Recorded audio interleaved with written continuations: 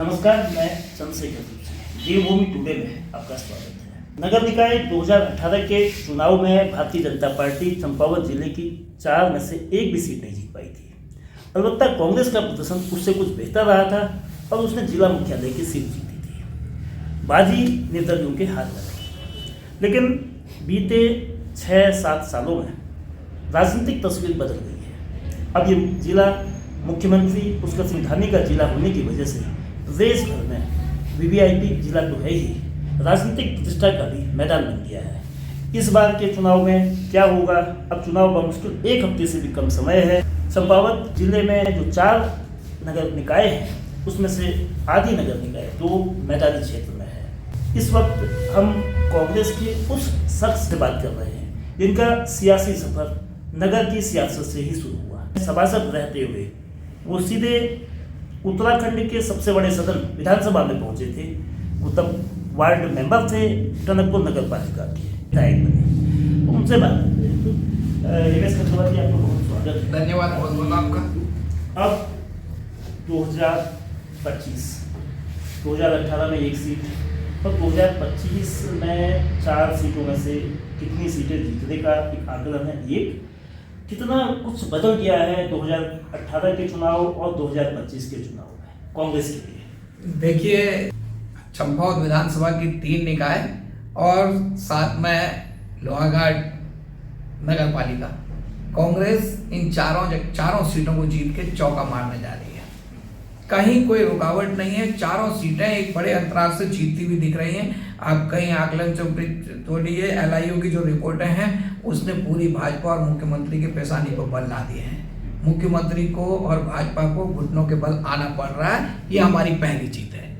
और जो हाल इस VIP विधानसभा के हुए हैं, इस जिला मुख्यालय में आप देखेंगे तहसीलदार हमारे यहाँ नहीं है, SDM हमारे यहाँ नहीं है, बेरोजगार जरूरी प्रमाण पत्रों के लिए परेशान हो रहे हैं और मुख्यमंत्री का रोड शो के लिए रातों रात गड्ढे भरे जा रहे हैं। कितनी बड़ी विडंबना है। जनता इन सब चीजों को देख रही है, निहार रही है और इस बार जनता परखलाने में आने वाली नहीं है, क्योंकि जनता ने देखा है जब जब कांग्रेस का समय हुआ है, जब कांग्रेस का समय हुआ है, तेजी से विकास हुए हैं, रोजगार के नए अवसर लोगों को मिले हैं और चतुर्दिक विकास हुआ है। और जब कांग्रेस सत्ता से हटी है तो विकास का पहिया जाम हुआ है। चंपावत के लोगों ने मुख्यमंत्री का चुनाव किया था, इस उम्मीद में किया था कि हालात बदलेंगे, मगर हालात और बद से बदतर हो गए। क्या हाल खनन का है। खनन व्यवसायी निराश है। अवैध खनन और खनन चोरी जीता जागता उदाहरण। आप किसी भी दिन यहाँ से नीचे को चला जाइए, चलती चूका कहीं चला जाइए, सूर्यास्त के बाद खनन नहीं होता, मगर आधी रात को रोकड़ों में जलती हुई लाइटें ही बता रही है कि सत्ता के संरक्षण में सब फल फूल रहे हैं।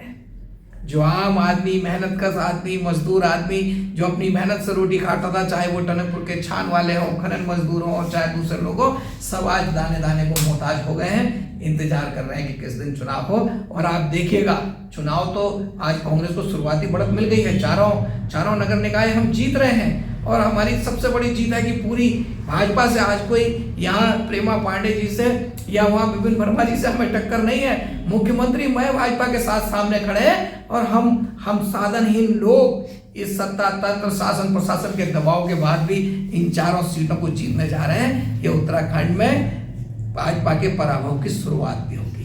जो निकाय चुनाव है उसमें कांग्रेस की बनस्पत, कांग्रेस की अपेक्षा भारतीय जनता पार्टी के प्रत्याशी तो चुनाव मैदान में दमखम से लगे ही हैं। मुख्यमंत्री पुष्कर सिंह धामी भी स्वयं इस लड़ाई को लड़ रहे हैं। टनकपुर का उनका एक दौरा पहले हो चुका है और 18 जनवरी को लोहाघाट और चंपावत 2 और निकायों को, यानी कि बीजेपी के लिए कोई भी राजनीतिक लड़ाई, वो चाहे नगर पंचायत की हो या ग्राम पंचायत की हो, छोटी नहीं है। उसकी अपेक्षा कांग्रेस का कोई भी बड़ा नेता इन चुनावों में आपके अलावा उस सक्रियता से मैदान पर नहीं है। देखिए, मैं इस नगर निकाय की नगर पालिका के सभासद से मैंने अपनी राजनीति शुरू की है और मैं बड़े नज़दीक से, आज मैं कम से कम नहीं तो मिला हूँ मुख्यालय में 300-400 लोगों से मैंने बात की है और सबकी मनोस्थिति बिल्कुल लोग कांग्रेस की तरफ निहार रहे हैं। अगर हमारा एक सामान्य से कार्यकर्ता पूरी भाजपा को घुटनों के बल ला दे रहे हैं तो आवश्यकता ही नहीं है लोगों के पास जाऊंगा। और ये निकाय का, नगर का क्षेत्र इतना छोटा है कि हमारे लिए एक दिन भी काफी है। हमारे पास मुद्दे ही मुद्दे हैं और इनके पास कोई जवाब नहीं है। ये सवाल आज हमें पूछने की जरूरत नहीं है, आज सवाल जनता पूछ रही है। सवाल जनता पूछ रही है, इनको जवाब देना ही होगा और नहीं तो परिणाम के लिए तैयार रहना होगा। सारा ये पिछले 2-3 साल का 3 साल इस सरकार के पूरे होने जा रहे हैं। 3 साल का खाका आज देखा जाएगा ना मुख्यालय में क्या है, क्या घोषणाएं मुख्यालय में मुख्यमंत्री ने की, क्या रोडवेज के हालात हैं यहाँ के। मैं जैसा सौंप के गया था PWD का वो खाली करा के, जैसा 3 सेट में बना के गया था, मुख्यमंत्री ने घोषणा करी थी हम ऐसा बना देंगे वैसा बना देंगे, क्या हुआ उसमें? कहाँ गए वो हिंगला देवी के रोबोट? क्या हालत जिला अस्पताल के है? एक गायनोकोलॉजिस्ट नहीं है, एक चाइल्ड स्पेशलिस्ट नहीं है, मुख्यमंत्री की विधानसभा है। इतने बुरे हाल तो जब ऊपर ब्लॉक में हॉस्पिटल चलता था तब भी महिला डॉक्टर रहती थी, नहीं हुए तो कैसी VIP विधानसभा? ये सोचने की बात है। जनता इन सब चीजों का जवाब चाह रही है। भाई कोई 3 साल कम नहीं होते हैं, इन 3 साल में जनता खुद को ठगा हुआ महसूस कर रही है और आप देखेंगे इसका परिणाम कहीं ना कहीं ये 2027 की स्क्रिप्ट भी इन्हीं चुनाव में लिखी जाएगी। क्या कांग्रेस वास्तव में इन चुनावों को गंभीरता से लड़ रही है? चंपावत जिले में जो 4 नगर निकाय हैं, टनकपुर में वो प्रत्याशी है जो सिर्फ 1 साल पहले सेवानिवृत्त होकर राजनीति में आई है। बनबसा में वो प्रत्याशी कांग्रेस का है जो भारतीय जनता पार्टी से अलग होकर कांग्रेस का टिकट दिया विजय कुमार। लोहाघाट में पहले सूची में उस प्रत्याशी का नाम था जिसका नाम मतदाता सूची में नगर की नहीं था। तो क्या ये कांग्रेस की गंभीरता है या कांग्रेस चुनाव को केवल इसलिए लड़ रही है कि भाजपा के खिलाफ एक प्रत्याशी खड़ा करना है? देखिए, ये इन्होंने सत्ता का जितना दुरुपयोग कर सकते थे कर रहे थे। जो हमारे प्रत्याशी तैयारी में थे, इन लोगों ने हिसाब से वो सीटें सब आरक्षित, बनबसा की सीट आरक्षित कराई इन्होंने डर के, टनकपुर की सीट आरक्षित कराई, चंपावत की सीट आरक्षित कराई, ये जान के इन्होंने कराई कि ताकि इनको टाइम ना मिले। मगर हमारे जो भी कैंडिडेट हैं वो प्रतीक है, पूरी कांग्रेस पार्टी उनके साथ खड़ी हुई है और कांग्रेस की जो विचारधारा है हमारे प्रत्याशियों के, आप घोषणा पत्र देखेंगे, कांग्रेस की विचारधारा उनमें दिखाई देगी आपको। और वो कांग्रेस की विचारधारा के अनुरूप हम जब पहले भी चुनाव में गए थे, हम निकाय के चुनाव हमने लड़े, जो वायदे हमने निकाय चुनाव में किए थे हम जीते, हमने अक्षरशः उन वादों को पूरा किया। आज भाजपा को जवाब देना होगा कि उसने जो वादे किए थे उनका क्या हुआ। मुख्यमंत्री को जवाब देना पड़ेगा जब मुख्यमंत्री स्वयं चुनाव लड़ रहे हैं और मुख्यमंत्री को आना पड़ रहा है इन निकाय चुनाव में।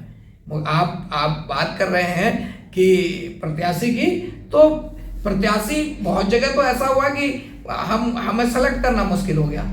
अचानक से सीट आरक्षित होने के बाद भी 4-4, 5-5 लोग दावेदार थे और हमें एक को सिलेक्शन में हमें दिक्कत हुई। ऐसा नहीं है कि नहीं हुई, मगर अभी भी जो हमारे चारों प्रत्याशी लड़ रहे हैं पूरे दमखम से लड़ रहे हैं और चारों विजय ट्रैक पे हैं, बिल्कुल जीत की ओर अग्रसर है। कांग्रेस इस लड़ाई को कैसे मानती है? ये लड़ाई क्या चंपावत की 4 सीटें और प्रदेश की तकरीबन 100 नगर निकायों की सीटों के जो परिणाम आएंगे, उस परिणाम में जिसको ज़्यादा मिलेगा, अगर बीजेपी के पक्ष में उस मुकाबला जाता है तो मुख्यमंत्री की लोकप्रियता और मुख्यमंत्री के पक्ष में रेफरेंडम मानेगी, और अगर वो सीट बीजेपी लूज करती है, कांग्रेस जीतती है या दूसरे दल निर्दलीय जीतते हैं, तो उसको वो भारतीय जनता पार्टी की अस्वीकार्यता के रूप में मानेगी, उसकी पॉपुलरिटी कम हो रही है ये मानेगी। क्या उसका नजरिया है? देखिए, मैं जो भी परिणाम आएंगे वो ये बताएंगे कि हाँ, ये जो दानी सरकार उत्तराखंड में है ये पूरी तरह फेल है। किसी भी मुद्दे पर ये ना बेरोजगारी, ना महंगाई, ना विकास, स्वास्थ्य, शिक्षा, कोई भी चीज, इतने बड़े कानून उन्होंने बनाए, नकल माफियाओं को अंदर करा, क्या हुआ? आज वो हाकम सिंह सब सड़क में घूम रहे हैं क्योंकि सत्ता का संरक्षण था इन सबको। ये तो खाली बाहर से दिखाना था लोगों को कि कार्रवाई हो रही है और ये नहीं हो रही, और क्या हुआ? कितनी रिक्तियां निकली, कितनी भर्तियां हुई, कहाँ गए वो जो कानून बने थे? सब उठा के ताक पर रख दिए गए हैं। तो जनता को एक बार आप ठग सकते हो, 2 बार ठग सकते हो, बार थोड़ी ठग सकते हो। अब जनता इनको समझ गई, इनके पास कोई मुद्दे नहीं है, बाद में कुछ नहीं होता है तो फिर हिंदू मुसलमान एक हो जाओ, कटोगे बटोगे बात करते हैं। चर्चा करें ना, खुली चर्चा यहीं चंपावत की स्टेशन बाजार में हम करने को तैयार हैं। बताएं मुख्यमंत्री जी कहां से शुरू करेंगे? इसी मुख्यालय की सड़कों से शुरू करेंगे या जिला अस्पताल से शुरू करेंगे? इस तहसील, जो चंपावत की तहसील जहां एसडीएम सदर का पद नहीं होता था, जब मैं यहाँ पे विधायक बना था, एसडीएम सदर का पद सृजित नहीं था। लोगों ने कहा आप एसडीएम सदर का पद सृजित करो, आदेश था कि तहसील चंपावत, परगना लोहाघाट, एसडीएम लोहाघाट बैठते थे। मैंने यहाँ एसडीएम का पद सृजित कराया, यहाँ एसडीएम बैठा मुख्यालय में, एसडीएम सदर रहा। आज हालात क्या है कि इसको क्या बताएंगे कि हाँ वीआईपी विधानसभा है। वो उस टाइम में हम जब 2002 में विधायक होते तब हमने एसडीएम बिठा दिए थे, बैठे रहते थे, और आज ना तहसीलदार है और ना एसडीएम है। तो कहाँ से शुरू करेंगे बहस? बताएं ना, मुद्दों पर चर्चा करें, प्रायोरिटी पर चर्चा करें। ये कटोगे बटोगे या सेफ रहोगे, एक रहोगे, हिंदू मुसलमान भाग जा पाकिस्तान कह के थोड़ी चुनाव होंगे। ये देवभूमि है, ये देवभूमि है और ये सब चीजें समझती है। कांग्रेस का जो संगठन है, जैसा 2022 के मई में उपचुनाव हुए थे, उसके बाद से अब 2.5 साल से ज़्यादा का समय हो गया है, संगठन में और कार्यकर्ताओं के स्तर पे, पदाधिकारियों के स्तर पे लगातार पार्टी छोड़ने की निरंतर प्रक्रिया चल रही है। और अभी मधुसूदन जोशी जो प्रदेश प्रवक्ता थे, उन्होंने छोड़ी। पिथौरागढ़ में जो चल रहा है, वहाँ के कांग्रेस के विधायक और कांग्रेस के प्रत्याशी के खिलाफ एक निर्दलीय को सपोर्ट कर रहे हैं। तो इन स्थितियों में कांग्रेस जमीन पर अपने संदेश को आम लोगों तक कैसे पहुंचाएगी? मुद्दे उसके पास हैं, लेकिन वो मैसेज नहीं जा रहा है। देखिए, कभी कभी मिस हैंडलिंग भी हो जाती है, कहीं कहीं किसी सीटों पर कभी उसको अपवाद हो जाती हैं कोई सीटें कि जहाँ जबरदस्त प्रायोरिटी हो जाती है कि हमारे कैंडिडेट दोनों विनिंग ही हो जाते हैं, पार्टी के लिए बड़ी मुश्किल हो जाती है वहाँ पर छाटना। ऐसी परिस्थितियाँ हो जाती हैं। और अब कांग्रेस तो एक समुद्र है, इसमें से कितने गए कितने, ये जितने आप क्षेत्रीय दल देख रहे हैं देश में, ये सब कहीं ना कहीं कांग्रेस से निकले हैं। कांग्रेस की नर्सरी में पढ़े लिखे शिक्षित हुए हैं, बने हैं, आगे भी बने हैं। मगर कांग्रेस ने कभी भी अपनी विचारधारा को नहीं छोड़ा। कांग्रेस की विचारधारा भारत की आत्मा है, और भारत को आगे ले जाना है तो भारत की आत्मा को पहचानना होगा, उसके साथ जनमत को चलना होगा। और आप देखिएगा, बहुत बहुत तेजी के साथ जनमत इस चीज को समझ रहा है कि यही विचारधारा देश को एक साथ इकट्ठा लेके, सबको साथ लेके आगे ले जा सकती है, आगे बढ़ा सकती है। और इसके परिणाम आने वाले समय में आपको दिखेंगे। बहुत धन्यवाद कटवाल साहब। नगर की राजनीति से प्रदेश के शिखर की राजनीति तक पहुंचने वाले पूर्व विधायक, 2 बार के विधायक रहे हिमेश कटवाल साहब का जो दावा है कि कांग्रेस अपने प्रत्याशियों की बदौलत, अपने संगठन, भले ही उसमें कुछ कमजोरी आई है, लेकिन अपने मुद्दों के जरिए वो इस लड़ाई को, नगर निकाय की राजनीति को, नागरिक सुविधाओं की बुनियादी जो मुद्दे हैं, नगर विकास से लेकर प्रशासनिक सुधार की जो बात है, तो उनको जनता तक पहुंचाएगी।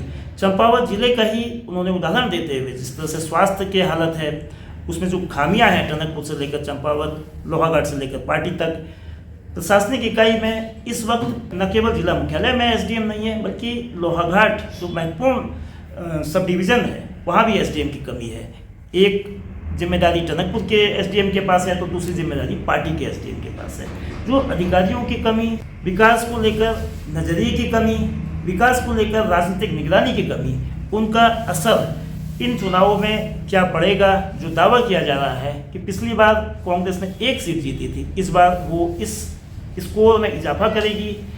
बीजेपी के लिए भी बड़ा संकट है। मुख्यमंत्री का 18 जनवरी का जो क्षेत्र का दौरा है, उस दौरे से वो कार्यकर्ताओं में उत्साह डाल सकेगी। जो भीतराघात का अंदेशा बीजेपी के इंटरनल सोर्सेज बता रहे हैं, उस पर वो कुछ कमी पा सकेगी, ये देखना बेहद जरूरी होगा। 18 जनवरी का मुख्यमंत्री का दौरा और कांग्रेस जिस तरह से छोटे छोटे स्तर पर नुक्कड़ सभाएं और रैली कर रही है, उसके आधार पर उसका कहना है कि वो अपने संदेश को लोगों तक पहुंचाएगी और कार्यकर्ताओं में भी जोश है और प्रत्याशियों को वो विजयी बनाने का उसका इरादा है। क्या इसमें सफल होगी? इंतजार 25 जनवरी तक करना होगा।